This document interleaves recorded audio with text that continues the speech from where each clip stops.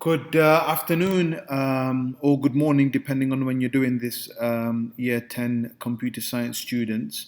So, last week we looked at some trace tables, and this week we're going to move on to some of the more difficult ones and some that require a little bit more sort of mathematical thinking. So, I'm going to send you this Word document which has a bunch of questions for you to work your way through. And I'm going to start by demonstrating sort of how you'd go about doing one of these questions. So if you have a look at question number one, we've got something called x, which is equal to 5. I've put the letters int in front of it just to let the computer know that it's an integer. You don't have to worry too much about that at the moment. I'm just getting you used to the way certain things look on the screen, which will become beneficial for you later on in other units. Again, a second one over here, I've got something called y, and in there I've put 1, and then I've got something called z, and in there I've put 0. So to start off with, in my trace table, x equals 5, y equals 1, and z equals 0. So I've done those 3 lines.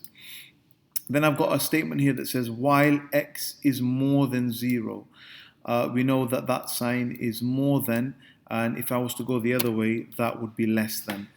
So while x is more than 0, so is x more than 0? Well, x is 5, and 5 is more than 0. So I need to do these things that are sort of indented in. So x equals x minus 1, so x becomes 4. Y equals y plus 1, so that becomes 2. And then z equals x plus y, and that's in brackets, so I have to do that first. So x plus y is 6, and then times by 2, so that's going to equal 12.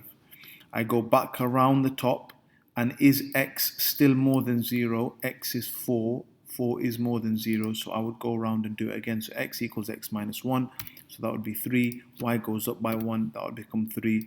3 plus 3 is 6, times 2 is 12, and I'd be working my way through the table in that order until I would exit out of this. So that's the first one. I'm going to stop there so you can have a go at finishing that off.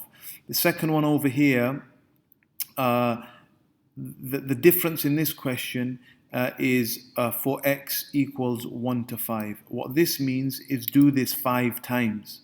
And we're telling it in advance, whereas here we're saying while x is more than 0, we don't know how many times we're going to do that.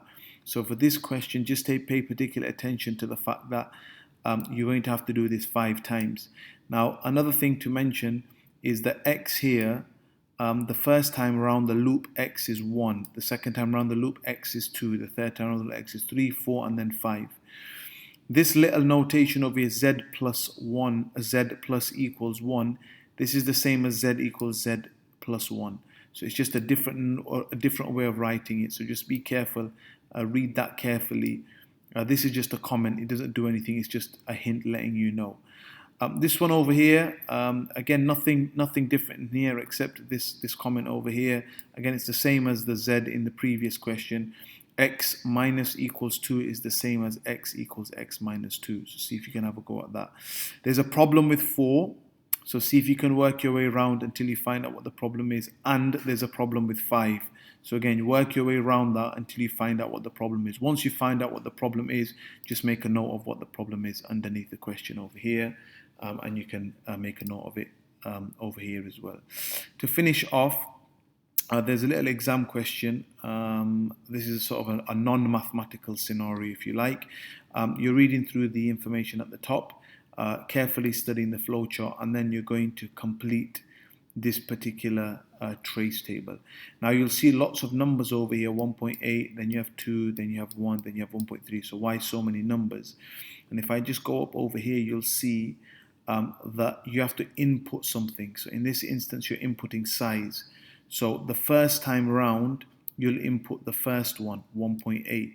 The second time around, you will input the second one. The third time around, you will input the third one, and so on and so forth, until you hit -1, which will eventually take you out of the loop. So is size equal to -1? Yes, it is, and then you'll come out of it. Up until the -1, you'll go and you'll work your way around this section of the flowchart here. So have a go at completing this over here. and then I will send you the mark scheme along with this in a separate Word document. So just make sure that you check that after you've had a go, and you can see whether you got the answers correct or not. Yeah, I hope you enjoy that, and look after yourselves.